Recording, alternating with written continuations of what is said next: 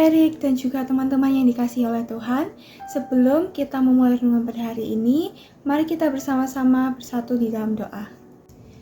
Ya Tuhan, Allah Bapa kami yang bertata dalam kerajaan surga, terima kasih Tuhan atas kasih-Mu yang luar biasa untuk hidup kami, sehingga kami boleh ada pada hari ini dengan sehat ya Tuhan. Itu semua karena kebaikan-Mu dan anugerah-Mu yang luar biasa dalam kehidupan kami. Sebentar lagi Tuhan, kami akan mendengarkan sedikit dari firman Tuhan. Kiranya Engkau memberkati Tuhan, dan kiranya renungan firman Tuhan pada hari ini boleh menjadi rema dan kami bisa lakukan dalam kehidupan kami sehari-hari. Terima kasih Tuhan, terima kasih. Inilah doa kami yang kami panjatkan dalam satu nama, yaitu Tuhan kami Yesus Kristus. Haleluya, amin. Tema renungan kita pada hari ini adalah komitmen melayani Tuhan. Dan teman-teman, di tengah dunia yang semakin individualistis dan sibuk dengan kepentingan diri sendiri, melayani Tuhan seringkali terasa berat. Banyak orang percaya mengalami kelelahan dalam pelayanan, merasa tidak dihargai, bahkan kehilangan sukacita. Namun, Tuhan memanggil setiap orang percaya bukan sekedar untuk aktif dalam pelayanan saja, melainkan untuk melayani dengan komitmen yang lahir dari kasih dan penyerahan diri. Nah, teman-teman tahu nggak sih, Yesus sendiri berkata, Anak manusia datang bukan untuk dilayani, melainkan untuk melayani. Hal ini ada di Matius 20 ayat yang ke-28.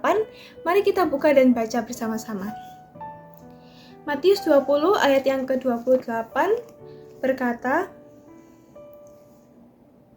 sama seperti anak manusia datang bukan untuk dilayani, melainkan untuk melayani dan untuk memberikan nyawanya menjadi tebusan bagi banyak orang.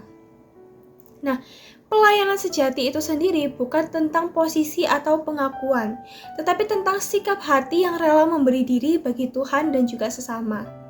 Jadi, melayani itu adalah respon atas kasih karunia Allah, bukan kewajiban yang memang dipaksakan. Nah, ada salah satu tokoh dalam Alkitab yang mungkin kalian juga pasti sudah sering dengar ya, sudah familiar, yaitu Rasul Paulus, yang menjadi teladan nyata dalam komitmen melayani Tuhan. Dari seorang penganiaya jemaat Kristus, ia mengalami perjumpaan pribadi dengan Kristus yang mengubah arah hidupnya secara total. Benar-benar kayak 180 derajat. Paulus menyerahkan seluruh hidupnya untuk memberitakan Injil, meskipun ia harus menghadapi penderitaan, penolakan, dan juga berbagai rintangan. Komitmennya sendiri lahir dari kasih kepada Kristus dan kesadarannya bahwa hidupnya sepenuhnya milik Tuhan. Nah teman-teman, di sini ada beberapa ayat yang mungkin bisa menjadi penunjang dalam renungan firman kita pada hari ini. Mari kita bersama-sama buka di Kolose 3 ayat yang ke-23.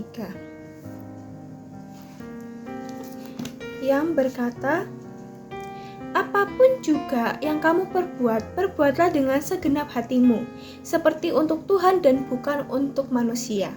Nah, Kolose 3 ayat yang ke-23 ini mengajarkan kita untuk melakukan segala sesuatu dengan segenap hati seperti untuk Tuhan.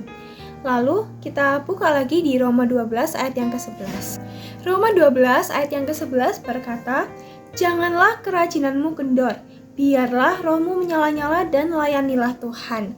Nah, dalam ayat ini menasihatkan agar kita tidak kendor dalam semangat, tetapi giat melayani Tuhan. Dan untuk ayat yang terakhir, mari kita bersama-sama baca di 1 Korintus 15 ayat yang ke-58. 1 Korintus 15 ayat yang ke-58 berkata, karena itu saudara-saudaraku yang terkasih, berdirilah teguh, jangan goyah dan giatlah selalu dalam pekerjaan Tuhan. Sebab kamu tahu bahwa dalam persekutuan dengan Tuhan, jerih payahmu tidak akan sia-sia. Nah, dalam ayat ini, Paulus mendorong setiap orang yang percaya untuk tetap teguh dan tidak goyah, karena pelayanan di dalam Tuhan tidak akan sia-sia. Nah teman-teman, melalui renungan kita pada hari ini, kita belajar bahwa komitmen melayani Tuhan bukan tentang seberapa hebat posisi kita di gereja atau seberapa banyak pelayanan kita, tapi tentang seberapa besar kerelaan hati kita untuk menyangkal diri dan menjadikan pelayanan sebagai tujuan hidup kita. Kiranya kita terus memiliki komitmen yang teguh dalam melayani Tuhan, bukan karena keterpaksaan, karena keadaan, tetapi karena kasih kepada Kristus yang telah lebih dahulu menyerahkan dirinya bagi kita. Nah, tapi sebelum itu saya ingin menceritakan sedikit kesaksian dalam hidup saya, yang mana saya dulu tidak aktif dalam pelayanan di gereja. Mengapa? Karena saya malu dan merasa tidak punya bakat apapun yang cocok untuk ikut pelayanan. Sampai suatu saat pelayanan pertama saya dimulai setelah pandemi, di mana suatu hari saya dipanggil oleh Bu Gembala untuk ikut bantu-bantu sekolah minggu. Dan karena saya ingin pelayanan sama seperti teman-teman saya yang lainnya, akhirnya saya memutuskan untuk mencoba untuk ikut. Dan puji Tuhan sampai sekarang saya aktif di pelayanan di sekolah minggu, tidak sebagai kakak sekolah minggu aja, tetapi juga tim mading gereja. Nah, kiranya renungan hari ini boleh memberkati hidup kita. Nah, sebelum kita kembali ke aktivitas kita, mari kita bersama-sama bersatu di dalam doa. Tuhan Yesus, terima kasih karena Engkau telah menyertai kami sepanjang renungan firman Tuhan ini. Tuhan, kami sudah paham bahwasannya kami ingin melayani Engkau, bukan hanya karena keterpaksaan, bukan sekedar tanggung jawab, tapi kami ingin benar-benar untuk melayani Engkau ya Tuhan, sepenuh dari hati kami masing-masing. Ya Tuhan Yesus, mari kami akan lanjutkan aktivitas kami, kiranya Engkau berkati seluruh aktivitas kami Tuhan, kiranya itu semua boleh dan untuk memuliakan nama-Mu saja ya Tuhan. Terima kasih Tuhan, terima kasih. Ini doa kami Tuhan yang kami naikkan di dalam satu nama, yaitu Tuhan kami Yesus Kristus. Haleluya, amin.